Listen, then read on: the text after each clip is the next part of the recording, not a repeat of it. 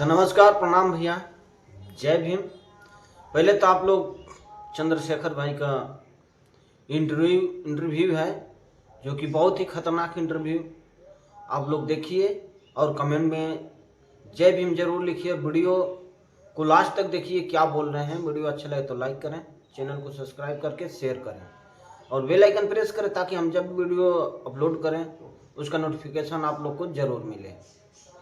फिर मिलते हैं नेक्स्ट वीडियो में, तब तक के लिए जय भीम, नमो बुद्धाय। ओके अब rapid fire round, Chandrashekhar Azad, छोटे छोटे सवाल, छोटे छोटे जवाब।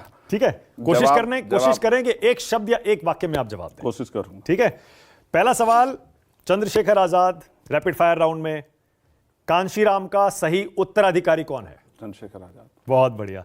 दलितों का सबसे बड़ा नेता इस देश में कौन है? देखो दलित, ये कंफ्यूजन है। अब फंस गए। देखो मैं फिर कह रहा हूं ना, अच्छा फिर मैं मोदी इसीलिए रैपिड फायर नहीं मोदी जी को क्या मैं उन्हीं की जाति का नेता कहूं क्या, या अमित शाह जी को उन्हीं की जाति का नेता कहूं क्या? अब कब इसको, इस चरित्र को कब बदलने वाले बताओ। मानक भाई मैं समझ गया। ओके, सवाल के जवाब में आपने मुझसे सवाल पूछ लिया। हाँ। ठीक है, डन। दलितों की सबसे हितैषी पार्टी कौन सी है? फिर दलितों की पार्टी, दलितों का ही नेता। नहीं, मैं दलितों का पूछूंगा क्योंकि आप ही खुद कहते हैं दलितों की आवाज कोई नहीं उठाता, मैं उठाऊंगा। दलितों की सबसे हितैषी पार्टी कौन सी है? आजाद समाज पार्टी, सामाजिक संगठन भीम आर्मी। दलितों की सबसे विरोधी पार्टी कौन सी है? भारतीय जनता पार्टी। बहुत बढ़िया। यूपी का बेस्ट सीएम अब तक का किसे मानते हैं? माननीय बहन जी को। मायावती। यस। योगी जी को 10 में से कितने नंबर देंगे सीएम के तौर पर? गोली लगने के बाद पहले बाद में दोनों बता दीजिए। माइनस में। माइनस। अखिलेश जी को कितने नंबर देंगे सीएम के तौर पर 10 में से? काफी अच्छा काम किया। नंबर का कोई मतलब नहीं, बड़े नेता काम किया है। मायावती को कितने नंबर? वो भी अच्छे चीफ मिनिस्टर हैं मायावती। अच्छे, मैंने कहा ना मैं नंबरों से वो नहीं करता हूं। राजनाथ सिंह जी कैसे सीएम थे जब यूपी के सीएम थे? अच्छे थे ना, काफी अच्छे थे। देश का सबसे बहादुर और जुझारू नेता किसे मानते हैं? खुद चंद्रशेखर। बहुत बढ़िया, मुझे पता था आप अपना ही नाम लेंगे। देश से पहले एक मान्यवर काशीराम साहब। बहुत बढ़िया। उससे पहले डॉक्टर बाबा साहब अम्बेडकर, उससे पहले ज्योतिबा फूले। नहीं, अगर आप उनको मैं उनको नेता के तौर पे नहीं देखता। अच्छा ठीक है। जिन्होंने अपने लिए कुछ नहीं अर्जित किया, ओके, वो तो महान है। सबसे उदार नेता देश का कौन है? उदारवादी, बड़े दिल वाला। मुझसे बड़ा कौन होगा, मैं सबकी मदद करने जाता हूँ। बहुत बढ़िया। कोई बच्चा ही नहीं जिसकी मदद करने जाए। उत्तर प्रदेश वालों की, बिहार वालों की, मध्य प्रदेश, राजस्थान वालों की। मुझसे बड़ा हृदय किसी का होगा? देश का बेस्ट पीएम आप किसे मानते हैं अब तक का? अभी बना नहीं है। बना ही नहीं है। मोदी को कौन हरा सकता है? ये समय बताएगा, व्यक्ति के तौर पे या सरकार के तौर पे। आप जैसे आप जवाब देना चाहें। अगर अच्छा लाइन बन जाएगा तो हार जाएंगे। ओके। इंडिया की भागीदारी हो। इंडिया गठबंधन का पीएम फेस होना चाहिए? यस, होना चाहिए। कौन? अब ये तो उनको तय करना है। मैं उसमें होता तो शायद आपको बताता। और पीएम फेस अगर होगा तो उसके नाम पे निर्णायक लड़ाई, और अच्छे नेता है वहां, जैसे नीतीश कुमार हैं, जैसे शरद पवार हैं, जैसे अरविंद केजरीवाल है, ममता बनर्जी, राहुल गांधी, और खुद अखिलेश यादव हैं। राहुल गांधी सॉलिड है ना। मैं कह रहा हूँ सब लोग के लिए कह रहा हूँ, सब अच्छे हैं। बस अवसर मिलने की बात है ना कि वो बनने के बाद क्या करता है, सवाल ये है। ओके, बहुत बढ़िया। योगी को यूपी में कौन हरा सकता है? मैं 1 मिनट आपको रोकूं। हाँ बोलिए ना। रैपिड फायर के बीच में। हाँ। ईमानदारी तब चेक होती है जब आपको अवसर मिले और आप बेईमानी ना करें। हाँ। तब ईमानदार। अगर आपको अवसर ना मिले तो तब तक तो आप ईमानदार हैं ना। ये बात भी ठीक तो है। प्राइम मिनिस्टर का तब पता लगेगा, जैसे नीतीश कुमार नहीं बने, हाँ। अरविंद केजरीवाल नहीं बने, स्टालिन नहीं बनी है, हाँ। माननीय बहन जी नहीं बनी है, अखिलेश यादव नहीं बने हैं, तेजस्वी यादव नहीं बने हैं, शरद पवार। जब इनमें से कोई बनेगा और वो फिर उसके काम का आकलन होगा, तब तय हो सकता है। ठीक है, ओके। योगी को यूपी में कौन हरा सकता है? हम लोग हरा देंगे ना 2027 में, आप देख लेना। हम लोग मतलब कौन? कोई एक या गठबंधन? गठबंधन भी हरा देगा, और हम कोशिश कर रहे हैं कि वो बड़ी पॉपुलेशन को तैयार करें। अखिलेश जी हरा सकते हैं क्या? अकेले नहीं। अकेले नहीं। बहुत बढ़िया। आपका पसंदीदा नेता कौन है देश में? मान्यवर कांशीराम। इस देश का सबसे अच्छा भाषण देने वाला नेता कौन सा है, जिसका भाषण आपको पसंद आता हो? सभी अच्छा बोलते हैं। कोई एक दो नाम भी ले सकते हैं, अपना भी ले सकते हैं। नहीं, मैं बहुत अच्छे भाषण नहीं देता हूँ। क्या बात कर रहे हैं आप? मैं बहुत सच्ची बातें बताता हूँ। पर बहुत अच्छा बोलते हैं आप। धन्यवाद। सबसे लोकप्रिय नेता किसे मानते हैं आप देश का? मुझसे ज्यादा लोकप्रिय होगा एमपी एमएलए भी नहीं है। देखो पूरे देश में फॉलोइंग है।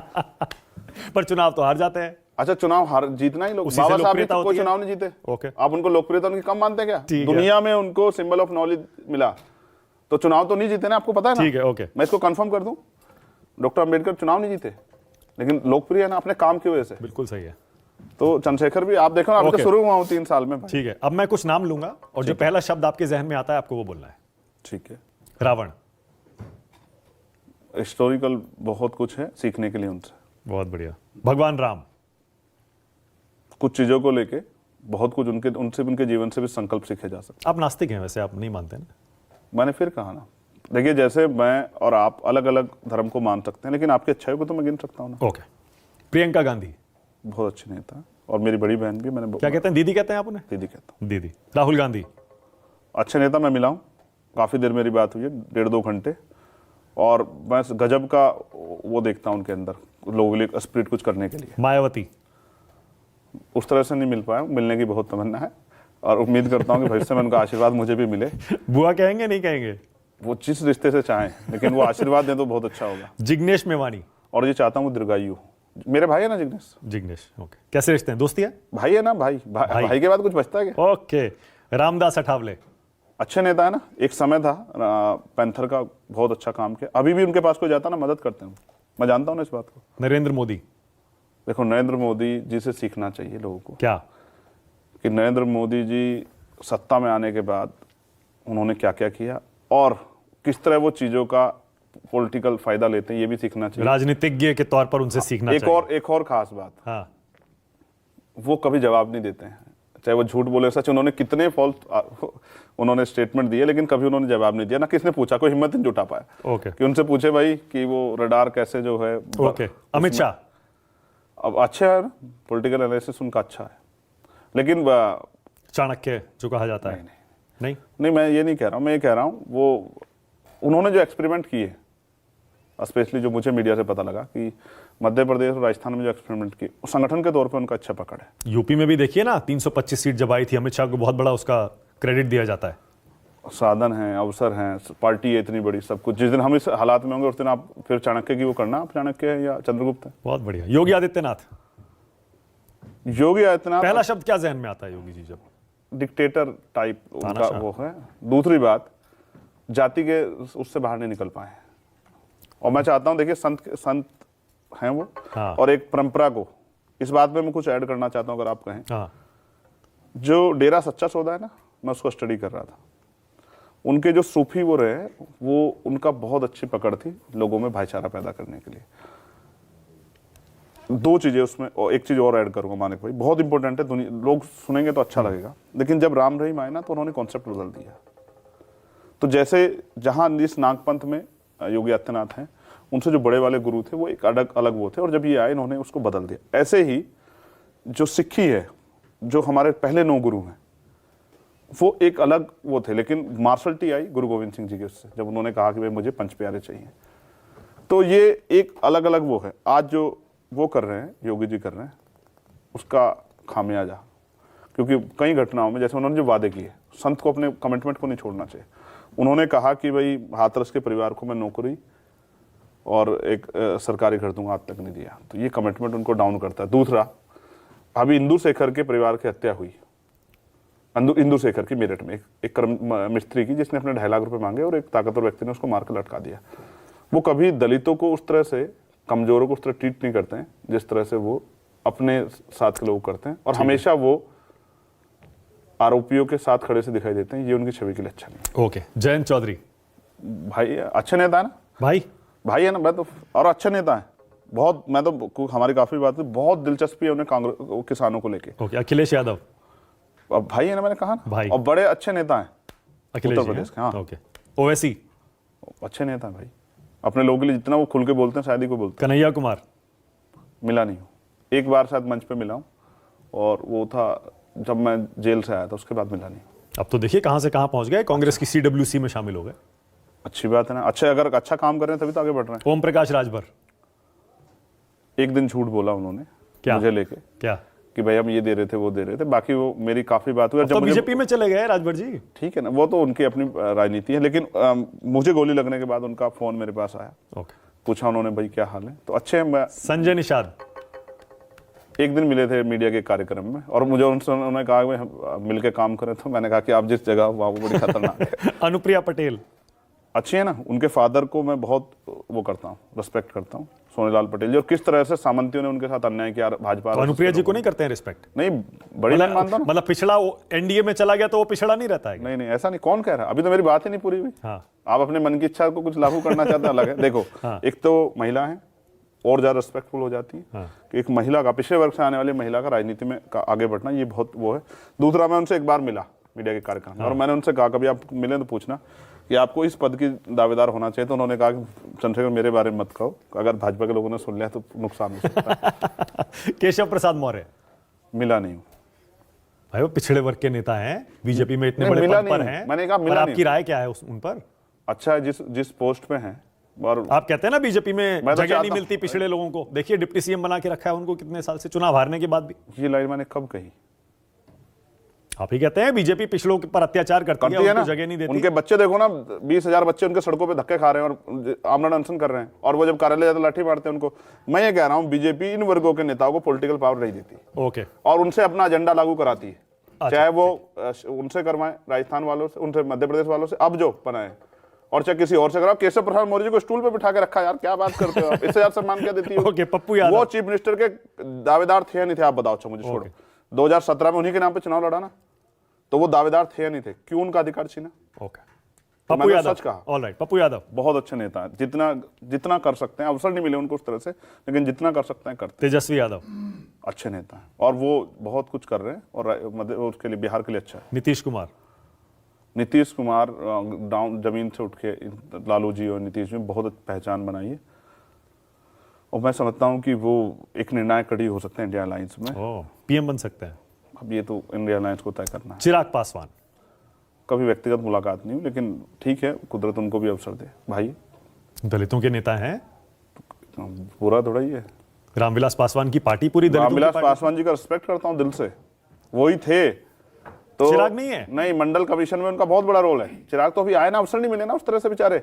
मंडल कमीशन में उनका बहुत बड़ा रोल है। लेकिन रामविलास देखो, पासवान। चिराग भाई को ये सीखना चाहिए हाँ, कि जिस तरह से मोदी जी ने रामविलास पासवान जी का अपमान किया, उनका घर खाली करा दिया और उनकी तस्वीरें फेंक दी, ये बीजेपी ने बहुत बड़ा अपमान किया। और वो अलग बात है कि उनको लगता है कि वो सुधार हो सकता है, तो वो कोशिश कर रहे हैं बीजेपी के साथ। कांशी राम, उनके जैसा सख्त दुनिया में पैदा नहीं हो सकता दोबारा। बाबा साहब, वो मेरे रोल मॉडल है। रामनाथ कोविंद, अगर उनको अवसर मिलता और वो देश में प्राइम मिनिस्टर बनते, तो आज भारत की दुनिया में अलग पहचान होती। रामनाथ कोविंद, कभी मिला नहीं हो, द्रौपदी मुर्मू। मिला नहीं हो। बीजेपी देखिए दलितों को राष्ट्रपति बनाती है।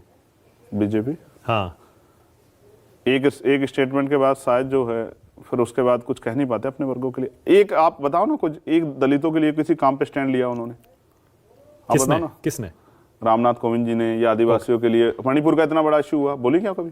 सुना क्या आपने? ओके, ऐसी बनाती है ना, इसको क्या कहते हैं, रबड़ स्टैम्प। ओके, वो बहुत गरिमाई पद पे है, मैं ऐसा कहता अच्छा लगता है। सीए लेकिन वो, सीए का आप विरोध करते ही है। अगर सीए में वो डिस्क्रिमिनेशन करते हैं, सभी लोगों को इंक्लूड नहीं करते हैं, तो कोविड कॉन्स्टिट्यूशन के खिलाफ कुछ भी होगा। देखिए, भारतीय संविधान जिस दिन से लागू हुआ, उस दिन से जो यहाँ था वो इस देश का नागरिक है। अगर आप आज कोई डिस्क्रिमिनेशन कर दें, जैसे एक्ट है ना, धार्मिक स्थलों पर एक्ट है ना, उसका दुरुपयोग, उसके बाद भी भाजपा के लोग दुरुपयोग कर रहे हैं ना उसका, तो अगर कोई संविधान खिलाफ जाएगा तो मैं इसका विरोध। यूनिफॉर्म सिविल कोड मानते हैं होना चाहिए? अभी किस उस पर करने वाले, कुछ आएगा ना, कुछ उसका रोड मैप आएगा तो उस पर बात करेंगे। पर एक देश एक कानून होना चाहिए? भाजपा कर सकती है क्या? बोलती तो बहुत है। ओके, 370 कश्मीर से हटना सही है? उस तरह से स्टडी नहीं किया।